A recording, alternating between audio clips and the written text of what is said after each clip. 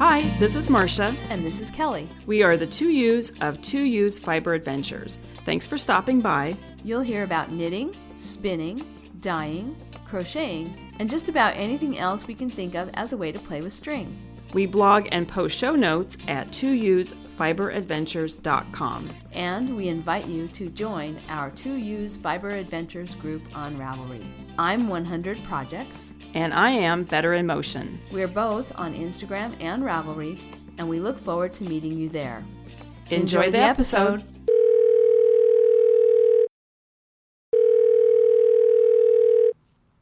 Hi, Kelly. Good morning, Marsha. Good morning to you, too. How's everything in Seattle? Pretty good. I'm here. I'm having coffee and my second cup of the morning, and I'm knitting. All right. A little warm. I think it's warm here in Seattle, but that's because I'm a local. A weather wimp. A weather wimp, yes. In fact, we had texted each other this morning, and I had delayed recording because I wanted to take Enzo out for a walk. Oh, nice. This morning before I got too warm. I came home. I was with my mother yesterday, and I came home to take him for a walk, and it was about 2 o'clock. It was so hot. I mean, okay, Kelly, it's not that hot. It's about 85, but in the sun, it's hot. Oh, 85's hot. It was hot, yeah.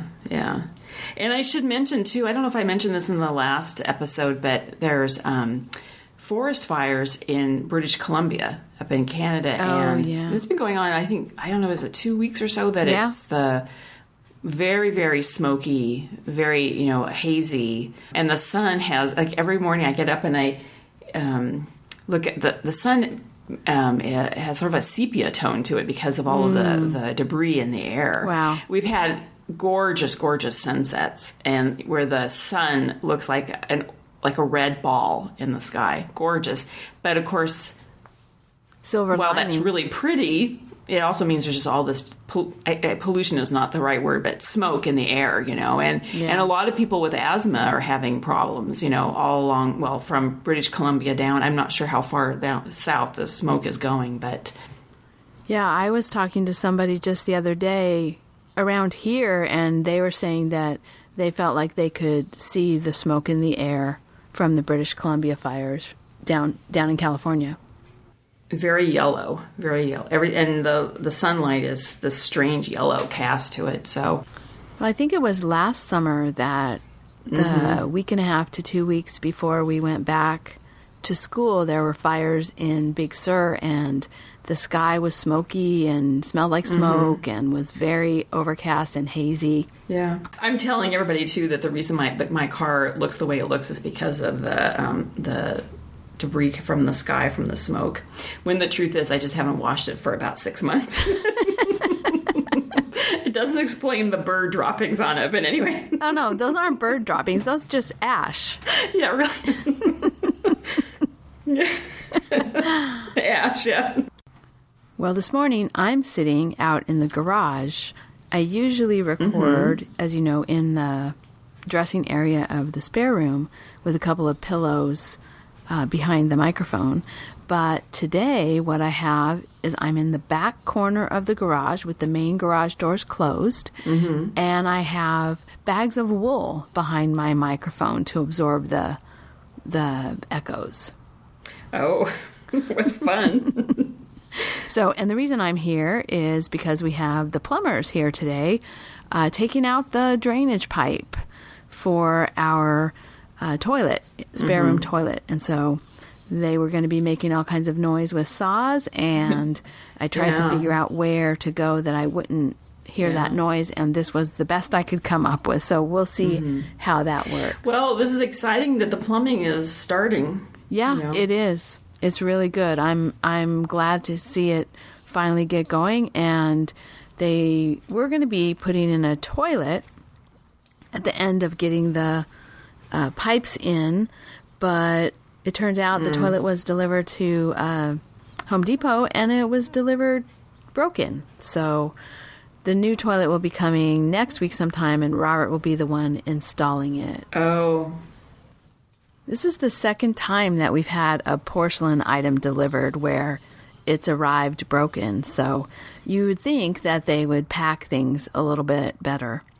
But anyway, and then he's planning to take the toilet from the old toilet from the spare room, and then he's going to temporarily use it to replace the toilet that's in the purple bathroom. And so that purple toilet maybe will be able to be repaired. I know I've talked about this toilet before, but I'm looking for someone who can renovate it. A 1930s toilet. If anyone knows someone, get in touch with me to use at tousefiberadventures.com. I'm crowdsourcing this problem. Well, not having a working toilet. I was going to say not having a working toilet in the house. Well, at this point now you have 2 non-working toilets in the house is a big deal. So I can see why you're talking about it. It's a huge deal. Yeah, and I want that old 1930s toilet to be working. It's purple. It matches the tub. It matches the sink. It's gorgeous. It matches the tile. So I just can't believe that there's no one out there who can retrofit an old toilet. So we have lots of talk about toilets, I know, in the last few episodes. Well, let's move off of toilets. Let's talk about projects. Oh, yeah. What's going on with you? Well, I have a finished project, one of them, a mother bear. Of course, I said last time that I wasn't going to make any more bears, but I decided that I needed to. So I've been between projects and I just needed something to grab. And so even though I had gone and put away all the bear supplies, I went back and got them out and I made another bear. So I'm up to 6 now. This is my 6th mother bear. This is for the Mother Bear Knit Along for the two Knitlit Chicks podcast. And in their Ravelry group, they're having this knit along. I think it goes until August 31st. So if anyone else is interested in making bears, they can enter them there. It's so fun to see the pictures of the kids with their bears. Yeah, they really are cute. But anyway, I think this is my last bear, but I'm not going to commit to it. I think it's possible I could grab it out again, but I'm going to call the bears finished for now. And then, so that's one finished object. And then the other finished object is a swatch. Yes, just a swatch. So I decided to enter a basket of yarn into the fair.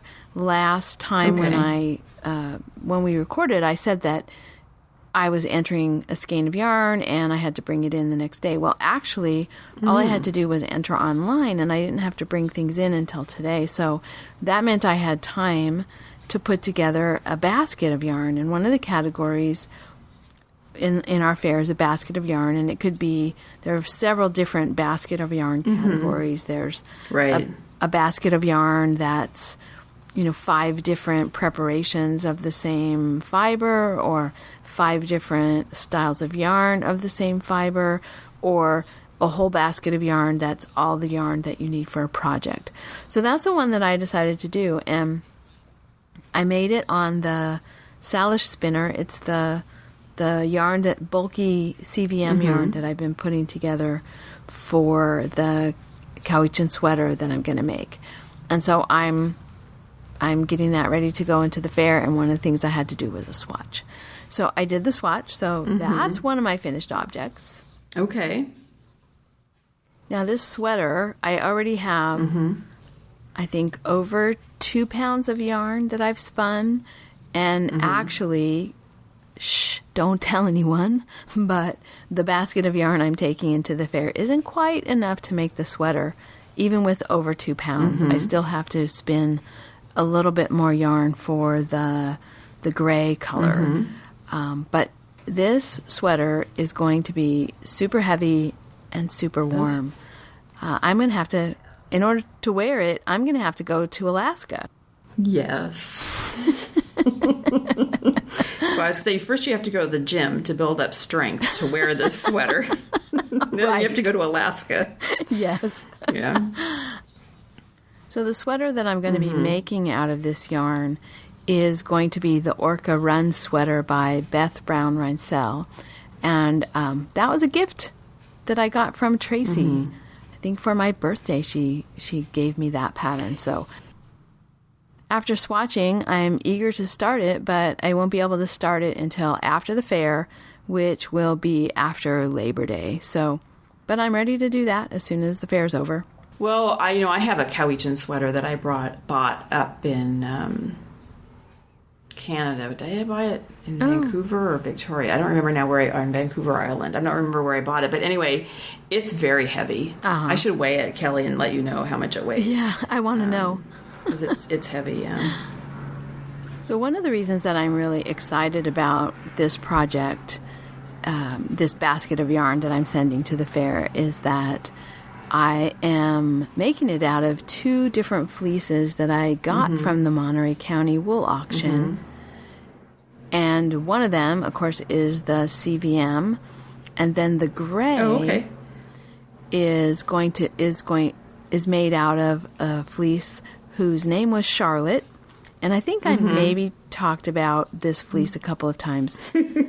I bought the Charlotte fleece twice. Once and made a vest for Robert, and I don't know, maybe a bunch of other skeins of things.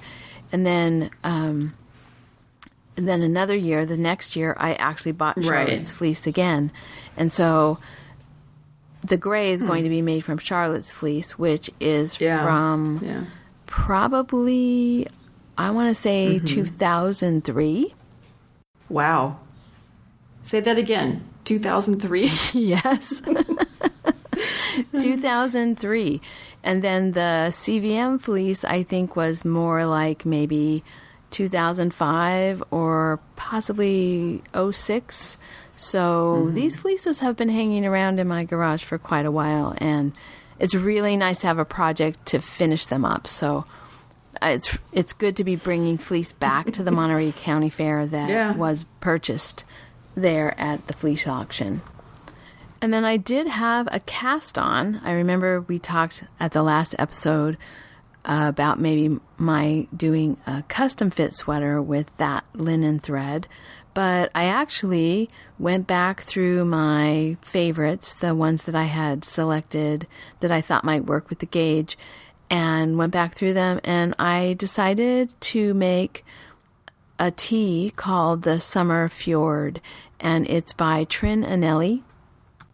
I talked about swatching for that in the last episode, and I've actually cast on and made quite a bit of progress on the sweater, so that's pretty exciting. Oh, good. Okay. The pattern that you're making is, remind me again of the name of it.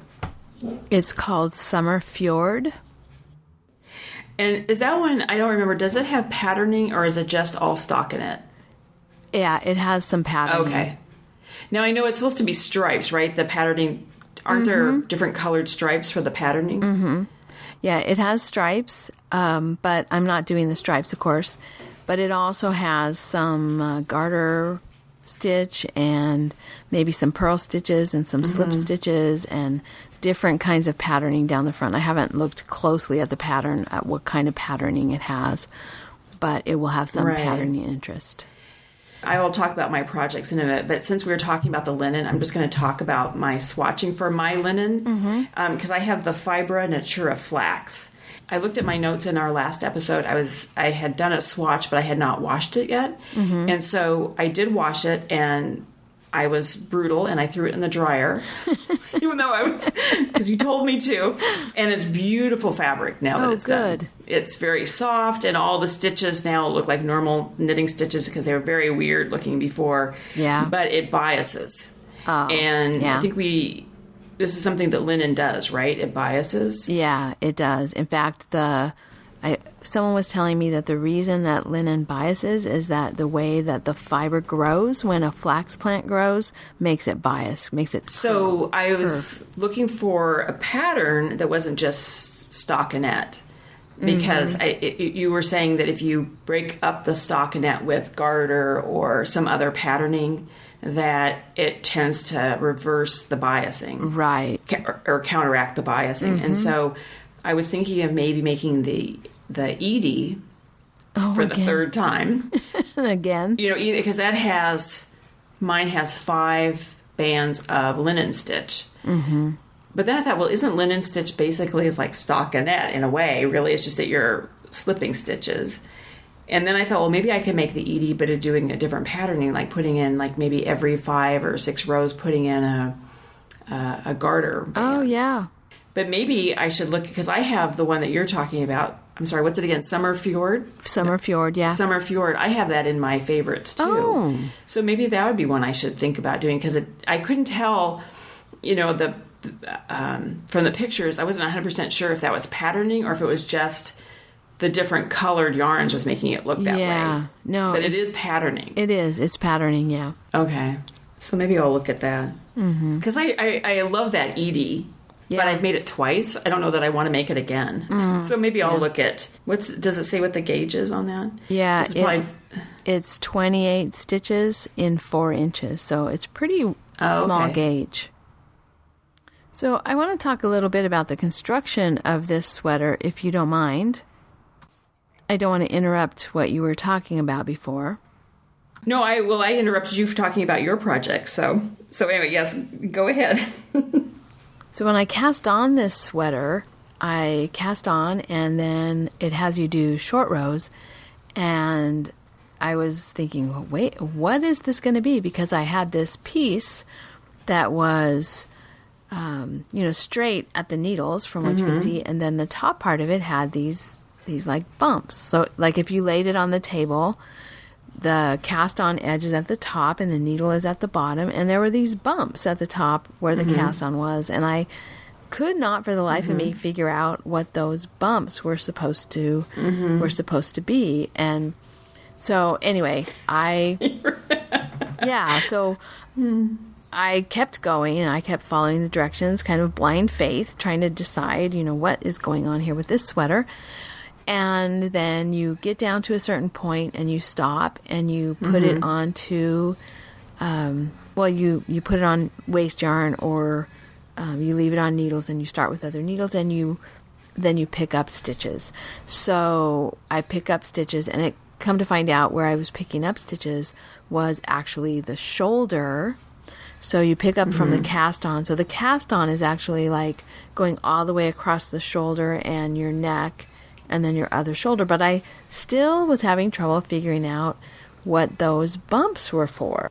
Oh, okay. So I do remember reading about this patterning, is that it's the shoulder is shaped somehow. And that's, so this is what you're talking about. Right. Yeah, exactly. So once I had picked up on the shoulders and started knitting down, I could see that there really weren't bumps on the top of it. It was just giving a little extra fabric to, to make room for the shoulders.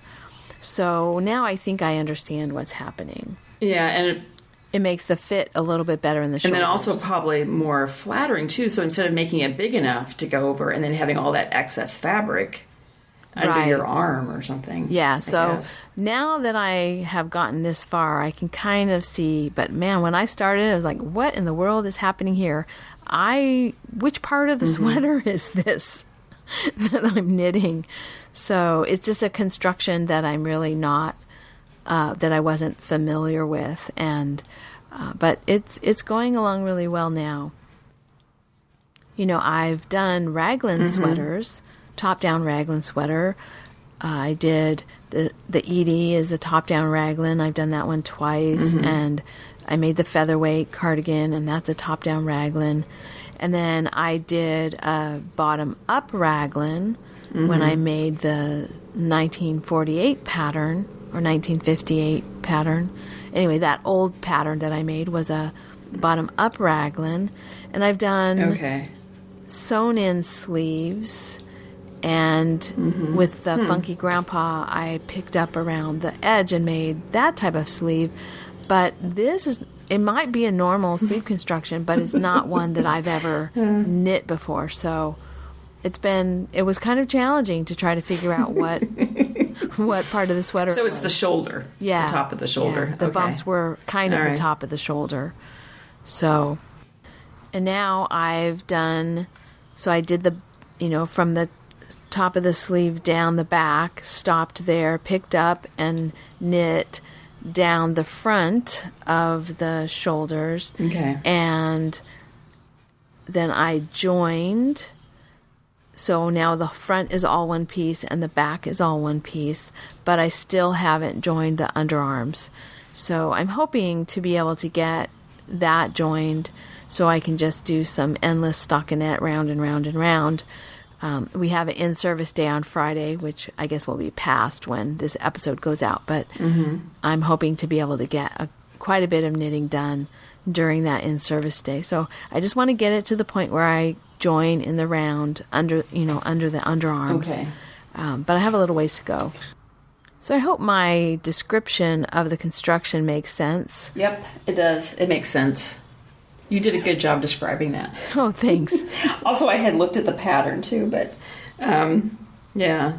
So I'm going to go back and look at that, and I might use, what size needles are you using? I'm using size 3. I originally swatched for 2.5, but the 3s actually worked fine.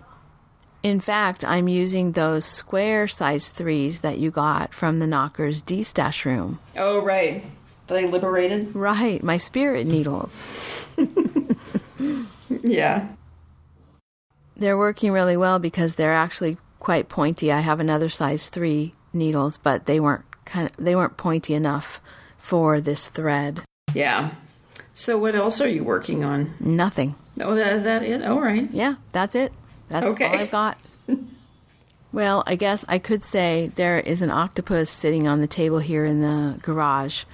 That is, I made a little tiny bit of progress on. I actually stuffed the head, and then to stuff the legs, what I needed to do was I needed roving. So I've been pulling roving from some quilt bat that I have, and so I've made enough roving, I think, that I'm ready. I can actually stuff the legs. But you lay the roving down in layers so that you have a little bit of roving at one end, a lot at the other. And then do you sew up the legs after you have the roving laid in? Okay. Right, yeah. Okay. You sew up the legs after you've laid down the roving. And that way they aren't all lumpy from being stuffed.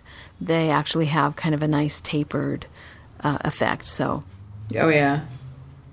Yeah. So I've made some progress on that. The head is stuffed. It's not a lot of progress, but... It's called incremental progress. That's right. Yeah. That's the only progress that I've had on this octopus. Okay. Well, I'll tell you what's going on with me. I finished a project. Woohoo! Yay! Oh, I get to have a bottle of champagne. I didn't even think about this because it's a sweater. Yay! The Summer Cardigan, the Diane Soucy one that I've been talking about. I finally finished it and washed and blocked it, and I've been wearing it. Nice. Just a reminder, it's called, the pattern is actually called number 221, Summer Cardigan, and I used the Queensland Collection Llama Soft Cotton, which is 80/20 cotton llama. And do you remember I made it larger through the bust line? Mm-hmm. The next size up was too big, and so I added about 2 inches, I think.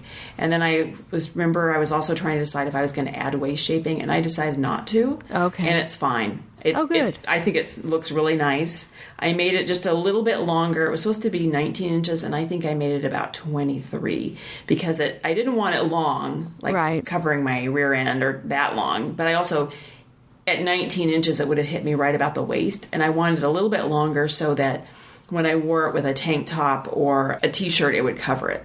Mm-hmm. And so I added maybe 3, maybe 4 inches or something to the bottom. And also the sleeves are supposed to just be, come over they're short sleeves. And I made them 3/4. But I did a lot of fiddling because I remember, made the first sleeve and bound off and then tried it on. And I don't know what happened. I guess because when you're trying to try things on that are still on the needle, it's hard to get them to fit right. But it hit me sort of right at the bend of the elbow. Mm-hmm. which I knew I was not going to like. That was going to bother me. So we talked about this in the last episode, that I then finished the second sleeve to the length that I liked, kept track of the number of rows, and went back and ripped out the first sleeve and made it match the second sleeve. And yeah, you hadn't ripped out the first sleeve in the last episode. So I did all of that and then finished the length, and then I had to do the button bands, and I had purchased buttons that matched. I found a perfect match to the color of the yarn, and it fits really well, and I've been wearing it. I have a couple of things just to say, and this is not negative at all, but when I went to wash it, you could not believe the dye that came out of that yarn. Oh my gosh. It's so, and I'm like, and I always have this feeling there's going to be no color left on that sweater. I took a picture of the wash water and posted it on my in the Ravelry page. I don't think it really shows the color. It was so blue. I thought, but it's just so much dye, excess dye was left in that yarn. There was so much dye in the wash water that I kept thinking, how come my hands weren't blue when I was knitting with it? It was so strange. But was it dyed with indigo? The cotton part? It doesn't say. But it was that indigo color, so I don't know what it was dyed with. And then the other thing is, why does this happen to me? After I finish a project, weave in the ends, wash it, block it, that's when I see a mistake. Oh, no. And I'm going to mention this, too. I don't like to tell people my mistakes or point out my mistakes, but because you were talking about picking up stitches and how sometimes you don't like the way it looks. So on the button band, I'm following the line of stitches. Yeah. And so at some point, about 10 rows, I went in too far. Oh. So I don't have a nice, even row of stitches going up. And of course, where is that? Right at the bust line on the button band. And I thought, I don't want to rip it out. Or actually, is it not on the button band? It's on the buttonhole band. No, wait a minute. I take that back. No, it's on the button band because I'd have to remove all the buttons. Okay. And rip it all. But if you have it on the button band, it won't show. That's true. I mean, it'll be underneath. So then I was thinking, I wonder if I could cheat. And I wonder if I could just take some of the yarn and just embroider stitches, 10 little loops that look like the other half of the V. Oh, that's a great idea. I bet it would work. Yes. Yeah, I bet that would work. So that's what I'm thinking, and I haven't done it yet because I've just been I bet I could, yeah. Yeah, I bet it will work great. Because it just has to be subtle enough that you don't see that jog. And I've worn it and nobody has said to me, "Oh, look at that jog." No one said that. That would be rude. But I know it's there. Yeah, so duplicate stitch. Yeah, but if I could fix it where it wouldn't be so obvious to me, I would be a little bit happier. Anyway, but I really like that sweater, and I would make it again. Good. And it's been perfect, It's been warm here in Seattle, but there is a couple places I've gone out to dinner where it's, there's air conditioning, and so I've been wearing it then. So I think it's going to be nice. Anyway, so that's a finished project, and it has such a great name, number 221. Yes, all of her patterns are like that. Oh yeah, she must number them. Yeah, but they're always a number, and then like V-neck pullover, top-down cardigan, or they're very basic. They just are saying what they are, Yeah, anyway. Yeah. So I wonder if that means that she made 221 summer cardigans. This is the 221st. Maybe, or it could just be the 221st pattern that she's designed. Yeah, that's probably more I like know, it. yeah. And I like her patterns because they are just basic. You can just, like this sweater is such a basic sweater. You could then go and make long sleeves. You could put stripes in it. You could probably put patterning in it. You could, you could change it in any way you want. If you could, I don't. Yeah, kind of like a blank canvas. It's a good canvas. basic sweater. Anyway, and then I'm still working on the Twice Born shawl by Magdalena Lorenz. And I made pretty steady progress. I did just take a couple days just to focus on that cardigan, but now I'm back working on the shawl. And I am about, I would say, halfway, 3/4 of the way through the last band. Oh, nice. There's big blocks of bands of color. I'm almost done with the last one, and then there's striping. And I have to go back and look at the pattern, but it looks like it's, I don't know, 2 to 4 rows of alternating the colors. Oh, right. That's close. And then I'll bind off it. So I'm getting close to being done. I really enjoyed this pattern. It has short rows, creates the shaping, but it's really easy to memorize the pattern. Like sometimes when there's patterns that have charts, you have to, every row you have to look at the chart. This is good TV watching, knitting, car driving. Well, not me driving, but as passenger in the car, knitting and Yeah, Marsha's not driving while she's knitting, folks. Just so everyone knows, I don't knit and drive the car at the same time. That Seattle traffic is brutal. Anyway, the last episode I was working on spinning the targhee. I didn't touch the targhee at all in the last 2 weeks. I've talked about my swatch with my linen, and I also remember I was doing the swatching with the done roving, and I for the other sweater, and I've not done anything with that. I'm still thinking. Anyway, but I did cast on a new project. And I say new because it's just the same pattern I did before, and it's the Among the Shadows. It's a shawl by Colleen Kinnersley, and I did it before, and it's a nice pattern because it's a garter stitch on the back of it. That you start out with garter stitch until you have about 150 stitches, and then you start bands of stockinette and reverse stockinette. Okay. And you do that for a while, and then it has a ribbed border at the end, and then you bind off. But the yarn I'm using, Kelly, is the Stonehedge Fiber Mill Crazy that we bought when we were in Eugene. Oh, yeah. And I just started wanting to, how sometimes you just want to start knitting with a certain yarn. And even though I have other things I know I should be working on, like that linen, I just wanted to cast this one on. So I've... That's great yarn. It's fun, yeah. I'm almost done with the garter. The first part that's all garter, I have about 125 stitches, so a few more rows to get the 150 stitches. You increase on the edges, both on the right side and on the wrong side, so it grows pretty fast. And again, it's another pattern that you don't really have to, you can just memorize it. You don't have to always keep referring to the pattern, so it's nice. But it's so funny, this crazy, you have to, the best way to do is to wind the skeins into balls, so then you can see the colors, the order of the colors. And so then I have 3 skeins, so now I have my 3 balls, and I cannot tell you how many times I've rearranged those balls, but how I want to use them. And then you have to decide, because of the way you wind them into the ball, you have to decide, am I going to pull from the outside of the ball, or am I going to pull from the inside of the ball? Yeah. Yeah. Well, remember I said they call it crazy because you go crazy trying to find the skeins you want.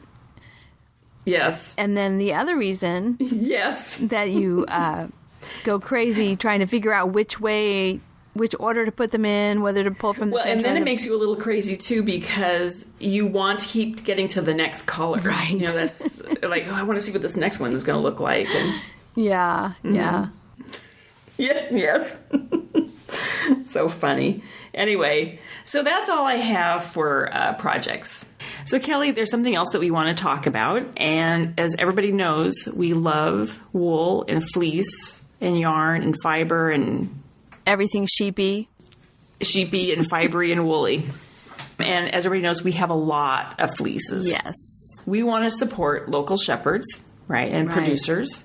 And we've been talking about all of this different fiber, and we would like to find a way to let listeners enjoy in this process and get to try different fibers. Well, and we like experimenting with it so much, but there's only so much fiber and yarn a person can use in a year.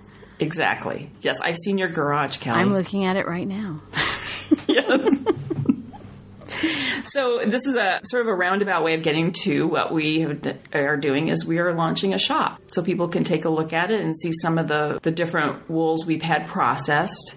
And I think in another episode we'll probably talk about the different wools we have on there and their attributes. Yeah, we'll go into more detail in the next episode about what's there, but we wanted to just kind of let people know this time because our links are going to be changing, and we wanted to make sure people were aware of how those links will be changing. But it's going to be really fun for those of you who are interested in participating in our experiments and sharing with what we learn as we find a new fiber producer or find a new mill and we try it and experiment. So it's a fun adventure. So, Kelly, why don't you go over the details of how to find the shop and the links? Okay. And so, our homepage that we have has been expanded, and so it has a new look. What you'll find is that it will have a menu, and in that menu will be links to the podcast in the show notes, just like usual, but there will also be a link to links to other information and links to the shop if you're interested. So when I write up like the show notes in your podcast app, and there's a link that you can click on to take you to the show notes, or in Ravelry when I say, click here for the show notes, or anywhere else where I have people clicking for the podcast or the show notes, that will actually take you right to the podcast and show notes page of our site. Our toUseFiberAdventures.com, that will take you to the homepage. And so if you use toUseFiberAdventures.com or toUseFiber.com, that will get you to the homepage, and then you'll find the podcast and the show notes in the menu. Or you could find the shop in the menu, or you could find other information from our site in that menu. But I just wanted to make people aware of that change, since it'll look a little different than what it has been before. If you still have our Blogspot website bookmarked, that will still be there. You will be able to go to our Blogspot site and just see the show notes there. But our toUseFiberAdventures.com will take you to our new homepage, and then you can get everywhere else you need to go by using the links in the menu. Yeah, we're excited. I think it's going to be really fun to share this with our listeners if they're interested in trying some of the yarn and the different fibers that we've been experimenting with. It'll be fun. And because we are new to this, we're just going to throw it out there. If you see something on the website that's not working right as you're clicking around, we'd welcome feedback. Yes. And you can do that through the website. There's a contact us section, and you can put in any comments. Right through the menu. That same menu that I talked about before has a contact us link. So, you could email toUse@toUseFiberAdventures.com. Yeah. Or you could personal message us in Ravelry. There's lots of ways to get in touch with us. But we love to hear your feedback. Yeah, check it out. It's going to be I think it's going to be fun to share this with people. So anyway. Yeah. I'm just excited to see what people think of the different yarn that we have available and different fiber, and if people are interested in sharing some of the more unusual or local or small batch, small produced fibers. All right. And often people have talked about wanting to support the podcast, and this way we get to experiment with wools and processes, and you can support the podcast if you'd like and get something in return. So I think it's going to be fun to share this with people. We're just both really thrilled to be able to do this, and we will talk in the next episode in a little bit more detail about what it's been like to get all of this ready. So I have another little bit of business that I want to talk about before we get back to our conversation, and that is about our winners from last episode. So you were able to actually deliver the prize to Janice, right? You guys met up in Washington. Yes, Janice and Kristen, Later Knitter, and Julie, J. Chant. And Janice is Wild Pony 2. We got together and went to the Fiber Gallery here in Seattle and did a little shopping. They were actually having a trunk show, which was fun. And then Nice. we went over to the coffee shop next door and had coffee and chatted for a while. And then Janice had to scoot off to catch a ferry to go back to the friends that she was staying with, and they're having a party and stuff that night. So anyway, it was really fun to see her. And I gave her the yarn, and her prize was the skein of yarn that I had dyed, and a very cute bar of soap that looked like a sheep that I think we picked up in Portland when we were together, Kelly. Oh, and she was okay. thrilled. I was very happy to get it, and it was a fun All day right. too. So all around perfect. Oh, cool. Yeah. Well, and then I got a message this morning from Jenny, and she got her prize, or she messaged me and was the one who won the pattern.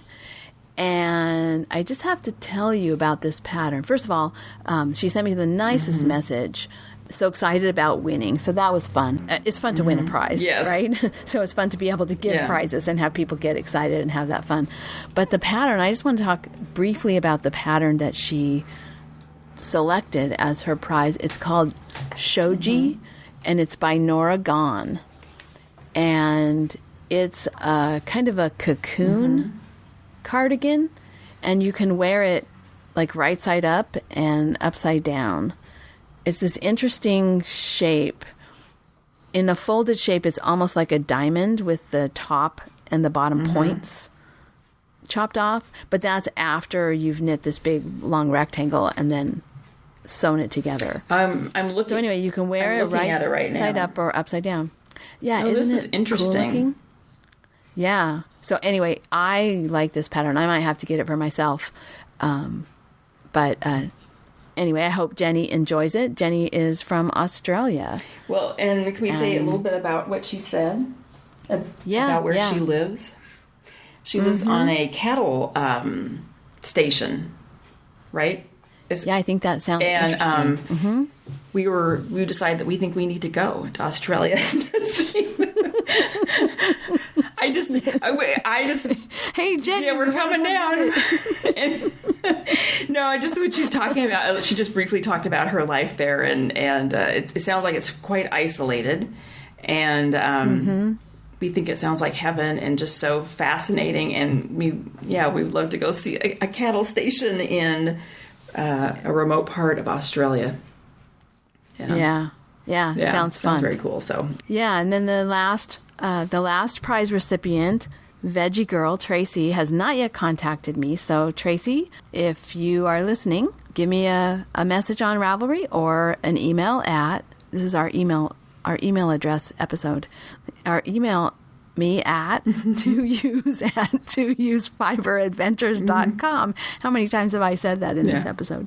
Love to hear from you, Tracy, and get you your prize. I know people are a little bit behind on their podcasts during the summer because there's so much else going on. So she'll get caught up and contact us. Yeah.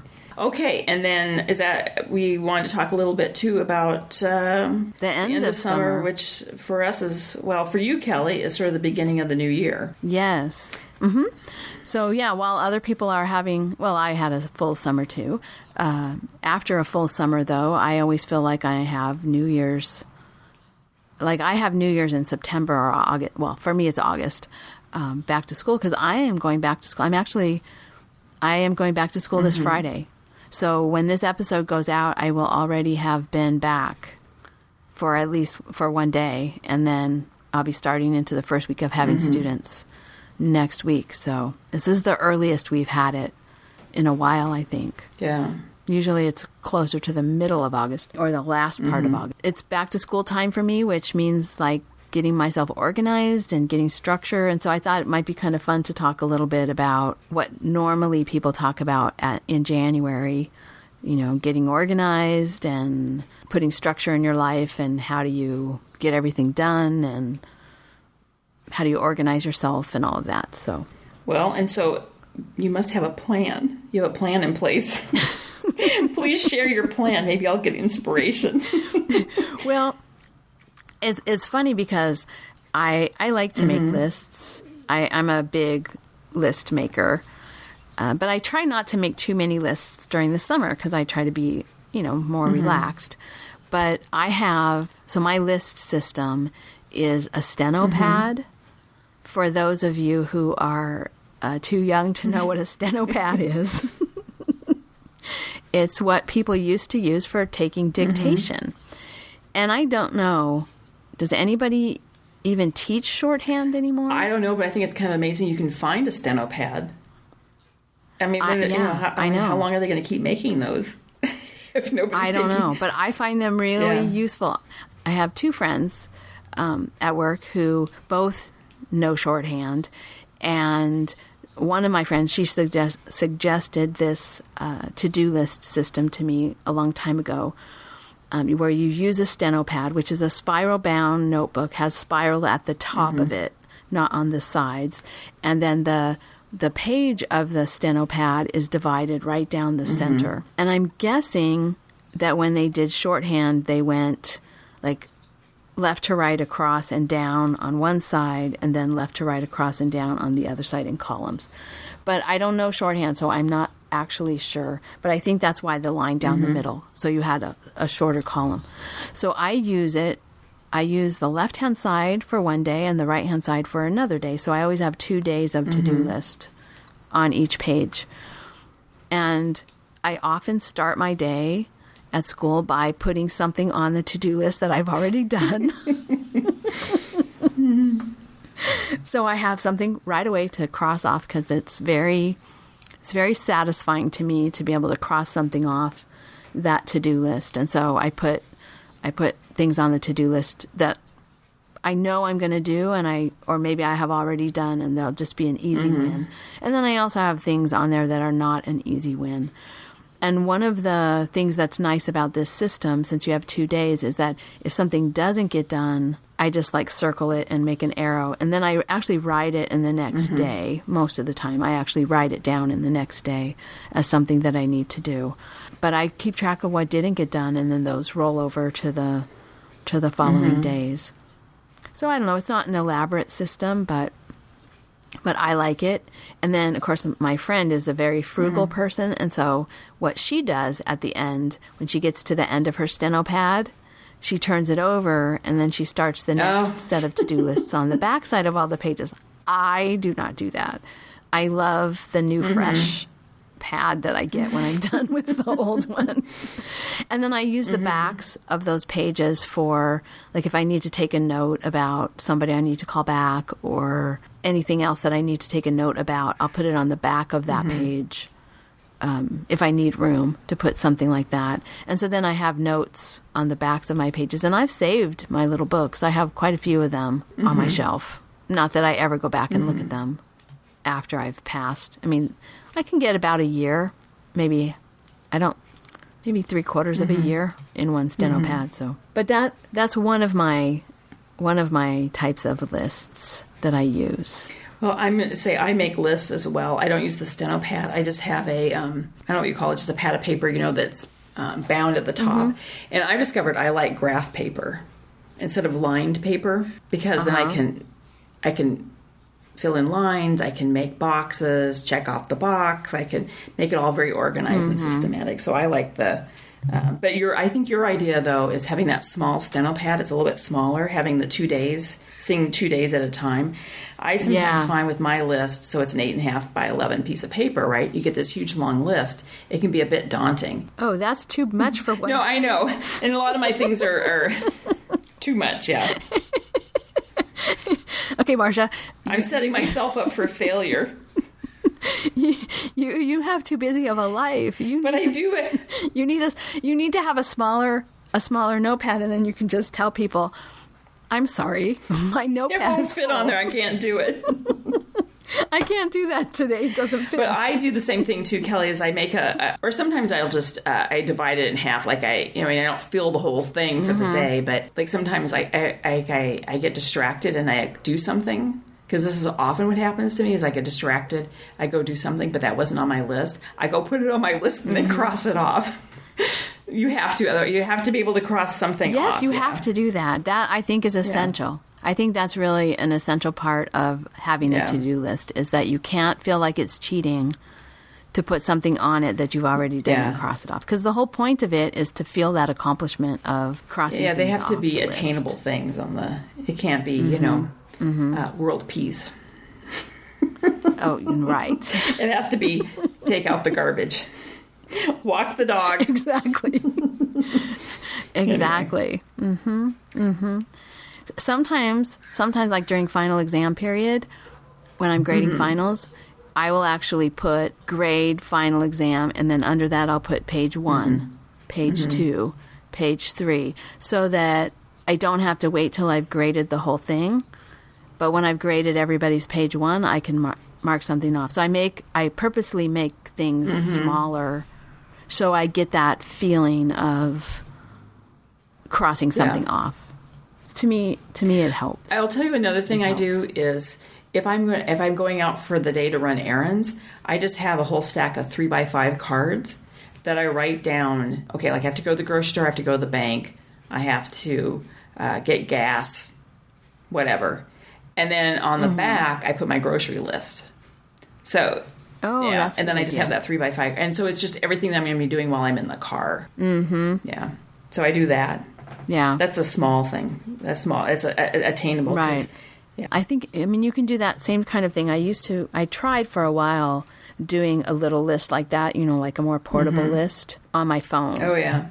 But I don't get the same satisfaction out of making the list or crossing things off the list when it's electronic. It has to be pen and paper. Yeah, and maybe it's generational, and maybe it's the actual physical crossing off that makes the difference. I don't know. Maybe if I was, the digital generation where all of my writing had all been digital, that would feel the same way. But for me, it doesn't give me the same sort of satisfaction. Yeah. So, but I do keep my calendar electronically. I have the calendar that I use for work. I also I don't put all my home stuff on it, but I put, things that I need to remember to do on that calendar, and then I get reminders on my phone like 10 minutes before whatever the event is. So like this summer I didn't have very much, but like I have a notice now that like the next thing I have to do is drop my stuff off at the fair. I've entered, but now I have to actually drop the items off. So that's on my calendar. But I also have, and this is a great thing, I think. In my office at work, I have one of those laminated calendars that you write on. Oh, right. A dry erase or a wet erase pen. And I have a month. So I have the whole month-long calendar.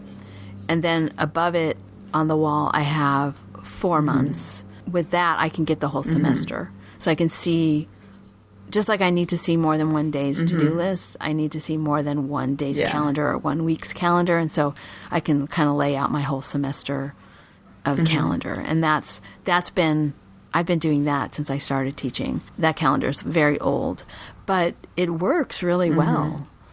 It's just always there. I can always look up at it, and I can kind of visually see what my whole semester looks like. So that's helpful. And I don't get to visually see my summer because I don't have a calendar like that at home. And actually, for the last couple weeks of the summer, when I was trying to make sure I got everything done that I wanted to get done before summer was over, I have a little whiteboard inside my closet. And I actually drew calendar days on that whiteboard so that I could visually see those 2 weeks and see like where I was in those 2 weeks and where was school starting. And I don't know, there's something about seeing those blocks and knowing how close something is or how far away it is that I find to be really helpful. And then there's one other little tip I have, or I don't know if it's a tip, it's a thing I do. If there's something I want to remember, well, like remember at the beginning of the year and I said I was going to be more generous. Oh, right. So I need to remember that. Right, because I want it to be like something I see, and if I don't see things, I don't remember them. I'm very bad about when stuff's put away, I forget about it. So I take right now. I actually realized I could use a dry erase marker, but I used to use like a eyebrow pencil or a eyeliner pencil and write on my mirror. Oh. So I wrote generosity on my mirror, and that's been on the mirror since January. And then if I have something that I want to get done, but it's more of it's not like for today, but sometime in the next little while I want to make sure I do it, I will put that on my mirror, get the closets cleaned. or wash the dogs, or, one of those things that I don't know what day I'm going to do it, but I want to keep it in the front of my mind so when I have a chance I can get it done. I'll put that kind of stuff on the mirror. And sometimes I put inspirational stuff, in the mirror if I'm feeling a little low and I know I'm going to need a little perk up, so I'll put something like that on the mirror. Yeah, that's a good idea. I've not actually written on the mirror, but I have put notes on the mirror, but not mostly things like to remember to do something in the morning. Like if I've put clothes in the washing machine, make sure I put them in the morning, put them in the dryer. Right. But I've not done anything inspirational, that stays up there for a period of time. That's a good idea. It's kind of nice to write on the mirror because it's not in your face, but it's there. It's not like you must do this, but it's there, and you can kind of make a decision to see it or not. Well, so let me ask you, you've had generosity on your mirror since January, and how are you doing on that? Have you been generous of spirit? Because that's what it is. I think I mostly have. I think I mean, obviously not every day, but yeah, I think I have. I try. Yeah, it's been helpful. I guess I can say it that way. It has helped to remind me. Yeah. Like in a day that I'm not, I'll see that and I'll think, oh, okay, I got to get back on that track. Yeah, that's good. So anyway, I'm looking forward to having a little more structure in my life. Going back. Looking forward to seeing the students. Yeah, I always, Ben's now college age, so I don't have anything to do with school. But I remember when he was in, elementary school, middle school, and high school, there was always that, it was such a relief to be out of school as his mother. Like, they don't have to pack lunch, don't have to get him up. Yeah. School was challenging at times, so it was just such a nice break to have. And then about 2 weeks before school started, I'd get that feeling of like, okay, he needs to go back to school. And probably all parents feel that, but I was like, okay, we need to have some structure. Probably. Yeah, I'm starting to feel the need for some structure. So I am actually looking forward to going back. Well, I'm usually ready. Yeah. You just need one more week because you're starting earlier. Right. You could just have that extra week. Does feel well. I would say the only thing I would really add to this discussion, what I would like to do is I have I don't do an electronic calendar on my phone. I mean, you have an old, they used to be called day runners. That's an old paper calendar. That's what I use, and I can see the whole week when I open it up. It's on the left hand side of the left page is the first half of the week, and the right side is the second half of the week, and then there is a page that shows the whole year, and then each month as you start the new month there's a page that shows the whole month, and there's a place where you can write notes. And so I always, that's what I use to write in my appointments, or if I'm coming down to visit you, I write in when I'm leaving and when I'm coming back and that sort of thing. But when we had this discussion earlier talking about academic calendars and how what is an academic calendar runs August to August, right? I was thinking the thing about an academic calendar is sometimes they're actually not just an academic calendar. Many calendars you can get where they actually have it hour by hour what you're doing for the day. And my calendar doesn't have that. And I was thinking I really should sort of block out my day, because I know I have appointments, but in between appointments or caring for my mother or doing all these things, I then lose track of the things that I want to do. And they get pushed aside and pushed aside. And so, what I would like to is just make it, what I was thinking I should do is just write it in on my calendar each morning. Do your exercises, walk the dog. As I am seeing a physical therapist, I have a pinched nerve. I've been seeing a physical therapist, and there's some exercises I'm supposed to be doing, and sometimes I do them, sometimes I don't do them. Sometimes I'm doing them at 10 o'clock at night. And if I just schedule walking the dog, then it becomes a priority. schedule my walks. We've talked about this before with training, is that if I didn't put the walks, my training walks on the calendar, it got pushed aside and everything else got took its place. And so for me, scheduling, these are the things I'm doing for me in the morning or whenever, and then maybe I would do a better job of getting those things done. They're like appointments. Right. And we've talked about this too, that for me, there's so much even though I don't actually work at a job, like the traditional sense, I am so busy every day between my mother and my house and cleaning out her house and all these things that I'm doing, that I find that when I get around to knitting or spinning, it's about 9 or 10 o'clock at night. And so then I stay up too late. And so I think maybe for me, scheduling during the day, I get an hour here it's an appointment to do my knitting. So I'm not up. So then I go to sleep at a better, because now I'm going to sleep at, midnight because I want to knit, So I don't know if this is true of you, but I know if sometimes time just kind of gets away from you. It's like I meant to do something, and then I look back and I think, well, what did I do with that last hour? Nothing that was really important to me. And I don't mean like I was doing something that somebody wanted me to do that I didn't like. I mean, I was just like browsing on Ravelry or reading the newspaper, reading the New York Times or dinking around on websites somewhere, or, it's like, okay, I could have used that hour to do something that I actually really enjoy as opposed to just kind of using it, And so if you did put like your knitting at a particular time, I mean, maybe you would be able to find a time to do that. I was just thinking maybe that'll take the fun out of it. It's like, okay, this is your appointed knitting time. It might take the fun out of it.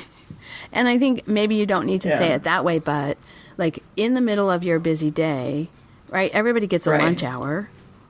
So in the middle of your busy day, here's your hour and a half to just have, on purpose have, not just like, oh my gosh, I just spent an hour doing something that I don't care about. But okay, here's my hour, and maybe you want to knit, maybe you want to have a nap, maybe you want to do nothing, maybe you want to waste it, I mean, whatever you want to do with it. But maybe that, actually schedule that in. Because if you have a job where you go to the job, that's a part of your day. You have a lunch hour, you have an end. Work's over, go home. Yeah. And you don't really have that. No. But I'll tell you, I fully admit that sometimes I just get in the car with my knitting and I go park someplace and knit. Because then no one can bother me. And I have listened to a podcast or listen to the radio. Right. It could help you to have that kind of structure. I do like an academic calendar. Yeah. And a steno pad. Oh my God, steno pads. They better You know what, Kelly, what I would recommend? Steno pads the way they took away incandescent bulbs. Kelly, I would recommend that you go buy 2 cases of steno pads, enough to last you till you're 110. That's a good idea. It'd be like my friend growing up, who, do you remember in like the 60s, white lipstick was... Yes. And she bought a tube of white lipstick, and then she loved it so much, she went out and she bought like 10 tubes or something, because she wanted to, and this is her statement, she wanted to be able to wear white lipstick, able to buy white lipstick when it was no longer in style. Which is so funny, because then you wouldn't be wearing white lipstick. But anyway, white lipstick, that was such a weird thing. Anyway. So you need to buy several cases of steno pads so you'll have them. Steno pads. Yeah. I can store them with my wool. Oh my gosh. Okay. Right. Enough of that. Okay. Well, on that note, I think we might be done. Okay. Alrighty. Nice conversation, and we'll talk in 2 weeks. All right. Bye-bye. Bye. Thank you so much for listening. To subscribe to the podcast, visit 2usfiberadventures.com. We have links for iTunes, Google Play Music, YouTube, and others. Join us on our adventures on Ravelry and Instagram. I am Better in Motion, and Kelly is 100 Projects. Until next time, we're the 2 U's doing our part for World Fleece.